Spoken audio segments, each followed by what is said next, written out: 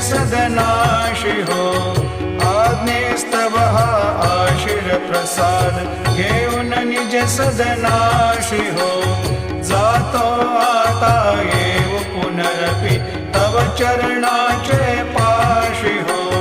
जातो आता येऊ पुनरपि तव चरणाचे पाशी हो